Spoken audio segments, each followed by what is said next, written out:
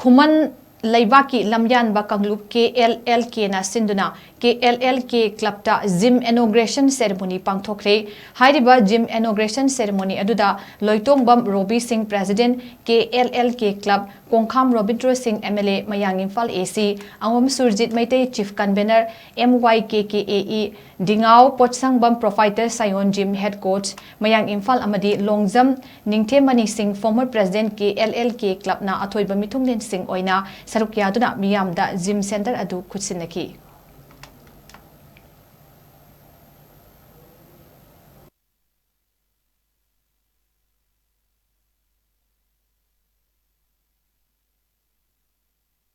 Aiki isagi lamda kato ini tu sabla sabla kato maka ai na boto makamda na kata ai na matra makamda ai na likra makamda ai na aiki ni lamda motion ni film da ya kadi kato ko kali ya kare ni ba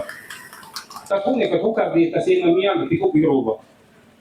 som sida baisalaga rangsti maca sanadugi ka ke ko bisi miya project ta dai ai miya project kira kali ka ge ni kude hoi ko ni tàu ihun nama mihun nama kau dia awal dia tu waktu dia awal dia miang dia kau tak tàu pun macam ni nak hai betul kau dia awal dia nasi kau nak wari hai se kau ihun nak kerana dah nasi bu perjalanan kanun tàu si hai betul dah tu itu kiri tàu si tu kumpulan lagi tu tàu si tu lagi tu kalau tu tàu lagi tu kalau kau dalam sini kau pilih nak ikut tu dengan nasi memang dekat biramba minister tu biramba nasi kita beri ba katok beri ba kamuti hote miam pelajar katok kami na seng na lekai kungi mereka beri ba klub sing dari ba